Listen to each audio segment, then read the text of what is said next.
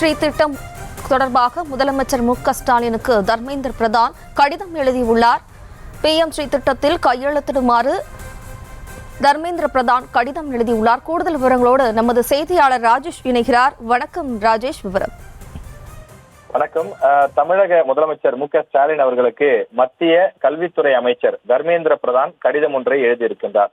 அதில் தமிழ்நாட்டில் கடந்த சில நாட்களாக பேசுபொருளாக இருக்கக்கூடிய PM-ஸ்ரீ அந்த திட்டத்தில் கையெழுத்திடுமாறு முதலமைச்சர் மு.க.ஸ்டாலின் அவர்களுக்கு அவர் அழைப்பு விடுத்து அந்த கடிதத்தை எழுதியிருக்கின்றார். இந்த PM-ஸ்ரீ பள்ளிகள் பொறுத்தவரையில் இந்தியா முழுவதும் 14,500 பள்ளிகளை திறக்க மத்திய அரசு திட்டமிட்டிருக்கிறது. இந்த PM-ஸ்ரீ பள்ளிகள் பொறுத்தவரையில நம்ம ஊரில் இருக்கக்கூடிய மாதிரி பள்ளிகள், மாடல் ஸ்கூல் போன்றவைதான் இந்த PM-ஸ்ரீ பள்ளிகள்.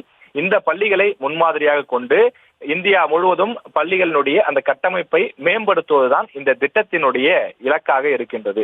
இந்த PM-ஸ்ரீ பள்ளிகளில் அனைத்து விதமான வசதிகளும் இருக்கும். கழிவறைகள் தொடங்கி வகுப்பறையில் இருந்து நூலகம் முதல் அனைத்து விதமான வசதிகளும் இருக்கும். விளையாட்டு மைதானங்கள், தரமான ஆசிரியர்கள், போதிய அளவிலான அந்த புத்தகங்கள் உள்ளிட்ட அனைத்து வசதிகளும் இருக்கும். எனவே இந்த திட்டத்தில் தமிழக அரசு சேர வேண்டும் என மத்திய அரசு வலியுறுத்தி வருகின்றது.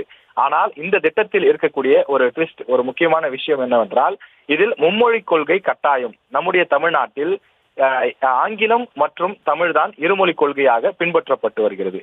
அந்த PM-ஸ்ரீ திட்டத்தை நாம் ஏற்றுக்கொண்டால் அந்த பள்ளிகளில் மட்டும் மும்மொழி கொள்கை, அதாவது ஹிந்தி மொழி கட்டாயம் கற்க வேண்டிய சூழல் ஏற்படும் என தமிழக அதிகாரிகள் இதற்கு எதிர்ப்பு தெரிவிக்கிறார்கள்.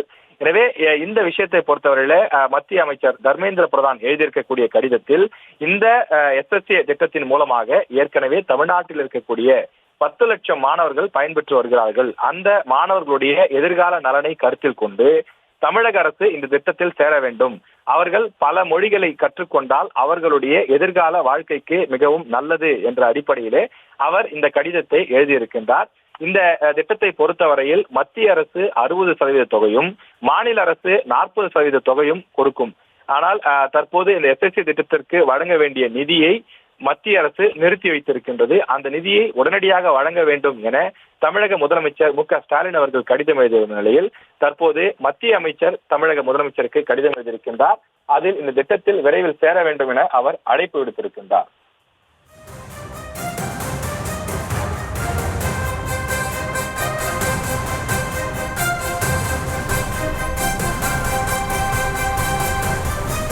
விவரங்களுக்கு நன்றி ராஜேஷ்.